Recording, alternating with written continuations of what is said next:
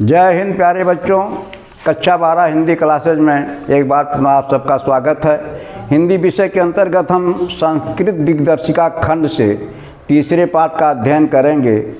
पाठ का नाम है आत्मज्ञ यो सर्वज्ञ। अब आत्मज्ञ माने आत्मज्ञानी, यो माने ही, सर्वज्ञ माने सब कुछ जानने वाला। जैसा कि बोर्ड पेपर में एक वाक्य के वाक्यांश का एक शब्द लिखना होता है तो सब कुछ जानने वाला सर्वज्ञ। तो आत्मज्ञ यो सर्वज्ञ, आत्मज्ञान ही सर्वज्ञान है, अर्थात आत्मज्ञानी ही ज्ञानी होता है। तो आइए इस पाठ की हम पूरी व्याख्या सरल शब्दार्थों के साथ देखते हैं।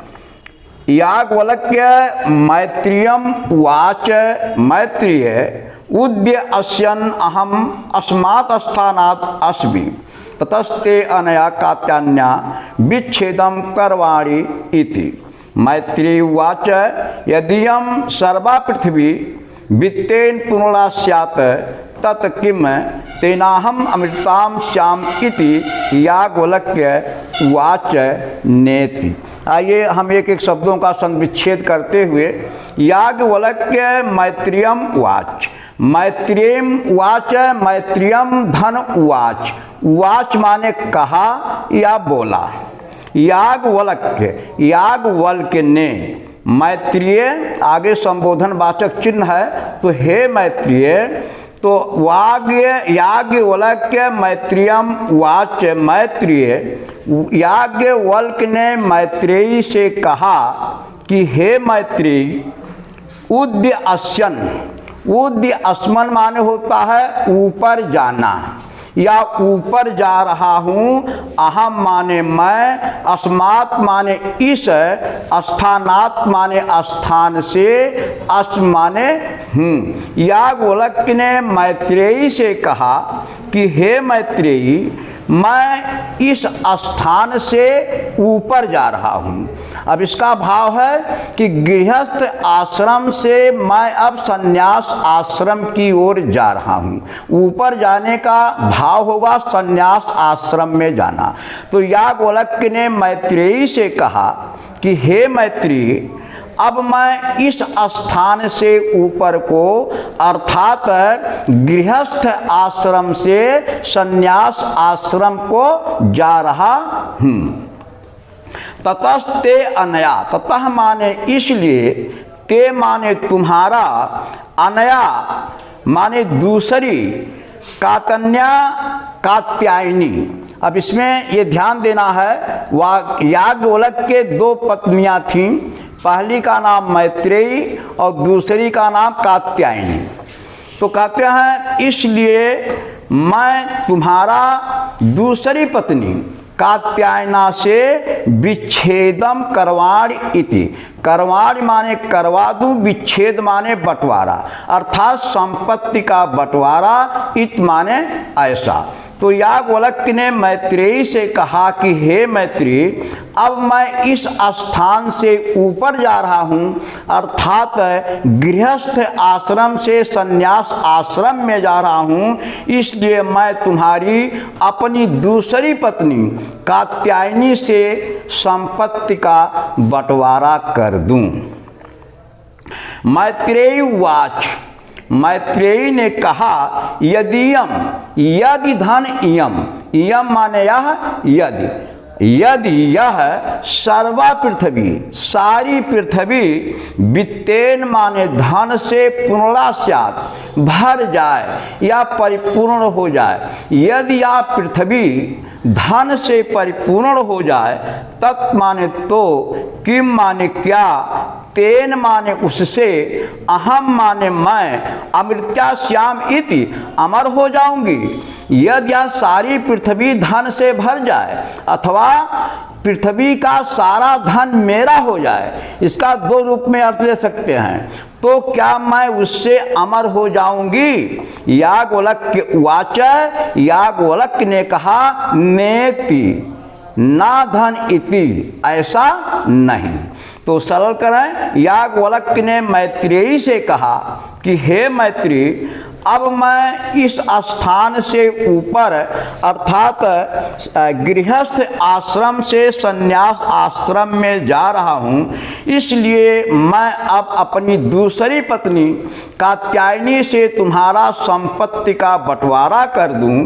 तो मैत्री ने कहा, यदि यह सारी पृथ्वी धन से परिपूर्ण हो जाए तो क्या मैं उससे अमर हो जाऊंगी? याज्ञवल्क्य ने कहा, ऐसा नहीं। यथो उपकरणवताम जीवनम तथो ते जीवनम स्यात्। यथो उपकरणवताम, उपकरणवताम माने होता साधन संपन्न या धनवान, तथा धन एव, वैसे ही स्यात् माने होगा, जीवनम माने जीवन, यथा माने जैसा। तो याज्ञवल्क्य ने कहा कि जैसा धनवानों का जीवन होगा या जैसा साधन संपन्न लोगों का जीवन होगा, वैसा ही तुम्हारा जीवन हो जाएगा। कहने का भाव है, जब मैत्रेयी ने कहा कि धन से परिपूर्ण सारी पृथ्वी यदि मेरी हो जाए तो क्या मैं उस धन से अमर हो जाऊंगी? तो याज्ञवल्क्य ने कहा, ऐसा नहीं, जैसा धनवानों का जीवन होगा वैसा ही जीवन तुम्हारा हो जाएगा। अमृतस्य तु नाशास्ति वित्तेन इति। अमृत तू माने तो नाशा, नाश न आशास्ति। ध्यान देंगे, इसमें 3 शब्द है, ना, धन आशा, धन अस्ति। नाशास्ति का हम संविच्छेद कर दिया है। तो वित्त माने धन, धन से अमरत्व की आशा नहीं है, अर्थात धन से कोई अमर नहीं होता है, धन से अमरता की आशा नहीं है। सा मैत्रेयी उवाच, वह मैत्रेयी बोली। अब देखिए, सा ये स्त्रीलिंग में है, या सा के ऊपर मात्रा लगता है, उस सा माने वह होता है जो स्त्रीलिंग में प्रयोग किया जाता है, और सा के आगे जब विसर्ग होता है, सह लिखा जाता है, तो पुल्लिंग के लिए प्रयोग किया जाता है। तो सा मैत्रेयी वाच, वह मैत्रेयी बोली या मैत्रेयी ने कहा, येन अहम नामृता श्याम किमहम तेन कुर्याम, जिससे मैं अमर नहीं होऊंगी। येन माने जिससे, अहम माने मैं, ना अमृता, नामृता है संविच्छेद करेंगे, ना धन अमृता, जिससे मैं अमर नहीं होऊंगी। किम अहम तेन कुर्याम, किम माने का किम अहम लिखा गया है, किम धन अहम, उसका मैं क्या कुर्याम माने करूंगी, जिससे मैं अमर नहीं होंगी उसका मैं क्या करूंगी। यदेव भगवान केवल अमृतत्व साधनम जानाति तदेव में ब्रूहि। भगवान शब्द आया है, भगवान माने होता है आप, केवलम माने केवल या मात्र, अमृतत्व साधनम अमरता का साधन, जानात माने जानते हो। मैत्रेयी कहती है कि यदि आप अमरता का साधन जानते हो, तदेव माने उसे ही, मैं माने मुझसे, ब्रूहि माने कहें या बताएं। यदि आप केवल अमरता का साधन जानते हो, वही मुझसे कहें। याज्ञवल्क्य वाच, याज्ञवल्क्य ने कहा, प्रिया ना सती। अब यहाँ ध्यान दीजिएगा, ना और न है, इसमें बहुत फर्क है। ना जब केवल ना अकेला लिखा होता है, उस ना माने नहीं से होता है, और ना विसर्ग के साथ लिखा गया है, इसको हम नह पढ़ेंगे तो इस नह माने होता है हमारा या हमारी। सती त्वम प्रिय भाष्य, भाष्य माने बोलना या कहना। तो याज्ञवल्क्य ने कहा कि तुम मेरी प्रिया हो, नह माने मेरी प्रिया, सती माने हो, तुम मेरी प्रिया हो। प्रियम भाष्य और प्रिय बोलती हो। तो कहने का आशा है, याज्ञवल्क्य मैत्री से कहते हैं, तुम पहले से भी मेरी प्रिय हो और अब भी प्रिय बोलती हो। उप यही माने आओ, उपविश, उपविश माने बैठो। व्याख्याम ते अमृत साधनम मैं तुमसे अमरता की साधन का व्याख्या करता हूँ या मैं तुम्हें अमरता के साधन को समझाता हूँ। तो आइए इस पैराग्राफ का एक बार पुनः देखें कि याज्ञवल्क्य ने कहा कि जैसा साधन संपन्न लोगों का अथवा जैसा धनवानों का जीवन होगा वैसा ही तुम्हारा हो जाएगा। धन से अमरता की आशा नहीं है। तब मैत्रेयी ने कहा, जिससे मैं अमर नहीं होंगी उसका मैं क्या करूंगी।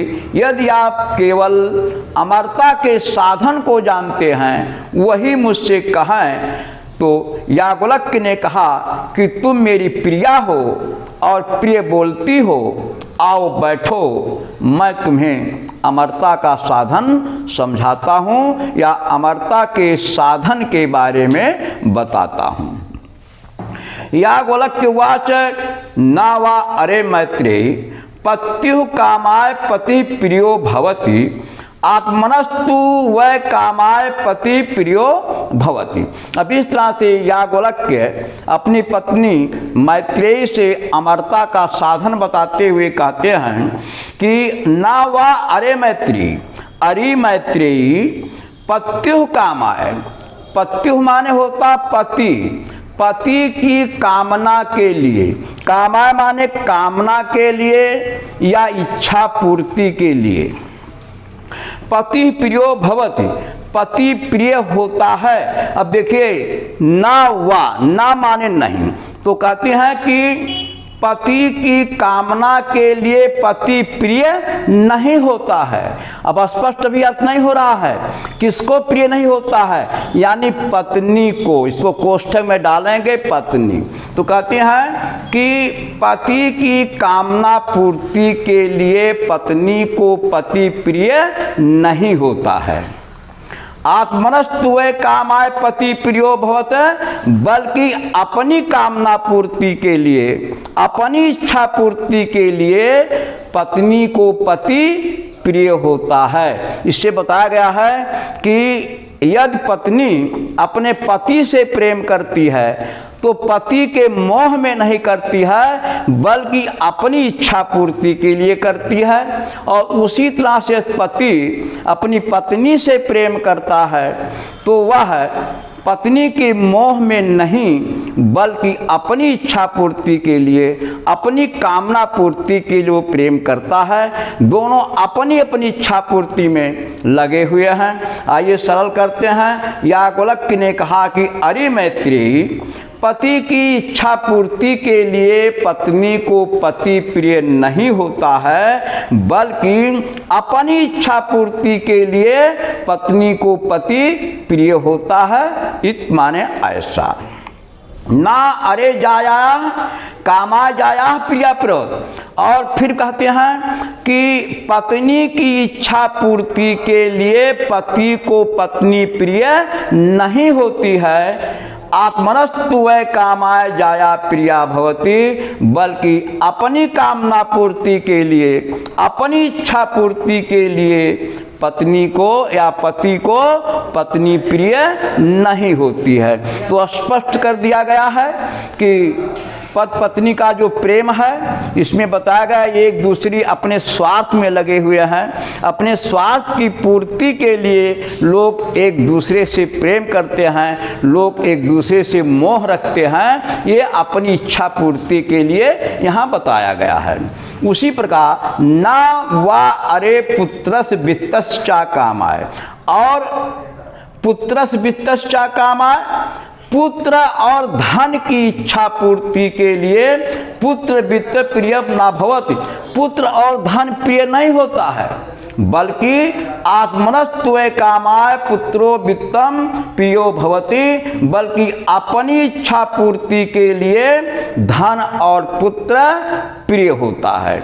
तो कहने का भाव है कि यदि पिता अपने पुत्र से प्रेम करता है तो पुत्र के मोह में नहीं बल्कि अपनी कामना पूर्ति के लिए पिता अपने पुत्र से प्रेम करता है, और यदि पुत्र अपने पिता से प्रेम करता है तो पिता के मोह में नहीं बल्कि अपनी इच्छा पूर्ति के लिए वो अपने पिता से प्रेम करता है। अब प्रश्न ये उठता है कि इच्छा पूर्ति क्या है, इसको हम थोड़ा बता देंगे। यदि पति अपनी पत्नी से प्रेम करता है तो उसकी जो इच्छा पूर्ति है उसका एक कारण है अपनी कामेच्छा पूर्ति के साथ साथ अपने वंश की वृद्धि करना। ये पति का स्वार्थ है। और पत्नी का स्वार्थ क्या है?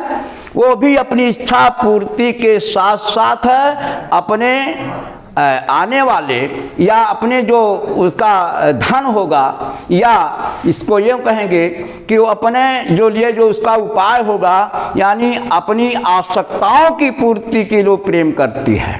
उसी तरह से यदि पिता अपने पुत्र से प्रेम करता है उसमें यह स्वार्थ छिपा हुआ है कि यही पुत्र बुढ़ापे में मेरा लाठी बनेगा, मेरा सहारा बनेगा।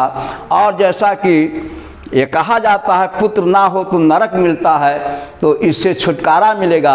और यदि पुत्र अपने पिता से प्रेम करता है तो मात्र इसलिए प्रेम करता है कि पिता के बाद सारी संपत्ति मेरी हो जाएगी। तो इसलिए हम देखते हैं पत्नी का जो प्रेम है अथवा पिता पुत्र का जो प्रेम है वो सब अपने अपने स्वार्थ में हो रहा है, ना तो किसी के मोह में नहीं हो रहा है। तो आगे फिर हम देखते हैं ना वा अरे सर्वस्व कामा सर्वम प्रियम भवत। अरे सभी की इच्छा पूर्ति के लिए सभी प्रिय नहीं होता है। आत्मनस्तु वै कामाय सर्वम प्रियम भवति, बल्कि अपनी इच्छा पूर्ति के लिए सभी को प्रिय होता है। तो सरल कर दें पैराग्राफ। या गोलक ने कहा कि अरि मैत्री पति की इच्छा पूर्ति के लिए पत्नी को पति प्रिय नहीं होता है, बल्कि अपनी इच्छा पूर्ति के लिए पत्नी को पति प्रिय होता है। दूसरा है कि पत्नी की इच्छा पूर्ति के लिए पति को पत्नी प्रिय नहीं होती है, बल्कि अपनी इच्छा पूर्ति के लिए पति को पत्नी प्रिय होती है। फिर आगे है पुत्र और धन की इच्छा पूर्ति के लिए पुत्र और धन प्रिय नहीं होता है, बल्कि अपनी इच्छा पूर्ति के लिए पुत्र और धन प्रिय होता है। अरे मैत्री सभी की इच्छा पूर्ति के लिए सभी प्रिय नहीं होता है, बल्कि अपनी इच्छा पूर्ति के लिए सभी प्रिय होता है। तस्मात् आत्मा व अरे मैत्री, इसलिए हे मैत्री आत्मा ही दृष्टिव्य माने देखने योग्य, दर्शनार्थम दर्शन करने योग्य, श्रोतव्यम सुनने योग्य, मंतव्य है मनन करने योग्य, और निदिश्चा अतिव्यश्च और ध्यान करने योग्य है। इसलिए हे मैत्री आत्मा ही देखने योग्य, दर्शन करने योग्य, सुनने योग्य, मनन करने योग्य और ध्यान करने योग्य है। आत्मा खलु दर्शनेन इदम सर्वम वित्तम भवते, और खल माने निश्चय ही। आइए परीक्षा की दृष्टि से एक शब्द हम आपको बता दें। खल और खलु जो मिलते जुलते शब्द होते हैं। खल में जहाँ ला पर छोटा हुआ मात्रा होगा वहाँ खल माने होगा निश्चय ही, और जहाँ ला पर कोई मात्रा नहीं होगा केवल ला होगा वहाँ खल माने होता है दुष्ट। तो आत्मना खल दर्शने इदम सर्वम वित्तम भवते, निश्चय ही आत्मा के दर्शन से यह सब कुछ संभव विदित होता है या ज्ञात होता है। और इसी के साथ देखिए ये पाठ समाप्त होता है। अगले पाठ के साथ हम पुनः आपसे मिलेंगे, तब तक के लिए बहुत बहुत धन्यवाद।